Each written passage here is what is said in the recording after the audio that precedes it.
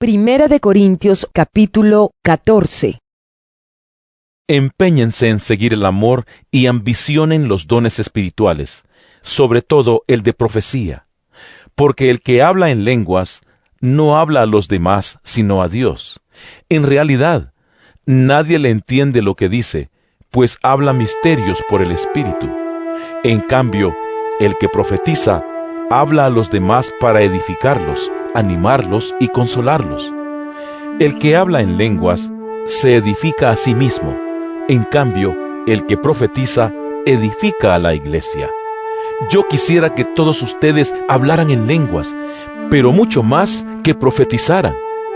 El que profetiza aventaja al que habla en lenguas, a menos que éste también interprete para que la iglesia reciba edificación. Hermanos, si ahora fuera a visitarlos y les hablara en lenguas, ¿de qué les serviría a menos que les presentara alguna revelación, conocimiento, profecía o enseñanza? Aún en el caso de los instrumentos musicales, tales como la flauta o el arpa, ¿cómo se reconocerá lo que tocan si no dan distintamente sus sonidos? Y si la trompeta no da un toque claro, ¿quién se va a preparar para la batalla? Así sucede con ustedes, a menos que su lengua pronuncie palabras comprensibles. ¿Cómo se sabrá lo que dicen? ¿Cómo será si hablaran al aire? Será como si hablaran al aire.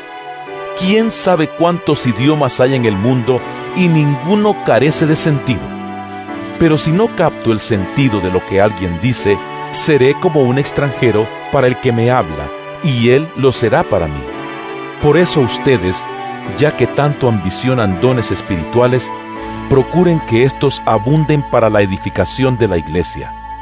Por esta razón, el que habla en lenguas, pida en oración el don de interpretar lo que diga. Porque si yo oro en lenguas, mi espíritu ora, pero mi entendimiento no se beneficia en nada. ¿Qué debo hacer entonces? Pues orar con el espíritu, pero también con el entendimiento, cantar con el espíritu, pero también con el entendimiento. De otra manera, si alabas a Dios con el espíritu, ¿cómo puede quien no es instruido decir amén a tu acción de gracias, puesto que no entiende lo que dices? En ese caso, tu acción de gracias es admirable, pero no edifica al otro. Doy gracias a Dios porque hablo en lenguas más que todos ustedes. Sin embargo, en la iglesia prefiero emplear 5 palabras comprensibles y que me sirvan para instruir a los demás que 10,000 palabras en lenguas. Hermanos, no sean niños en su modo de pensar. Sean niños en cuanto a la malicia, pero adultos en su modo de pensar.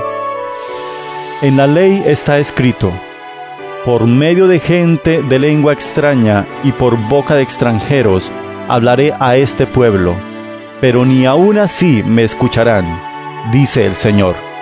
De modo que el hablar en lenguas es una señal, no para los creyentes, sino para los incrédulos.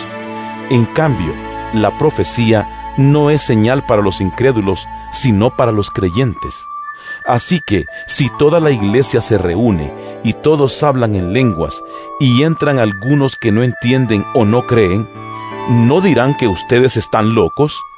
Pero si uno que no cree o uno que no entiende entra cuando todos están profetizando, se sentirá reprendido y juzgado por todos, y los secretos de su corazón quedarán al descubierto.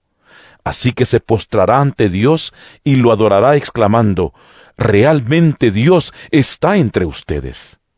¿Qué concluimos, hermanos?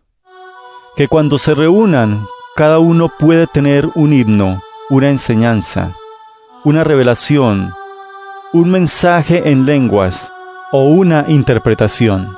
Todo esto debe hacerse para la edificación de la iglesia.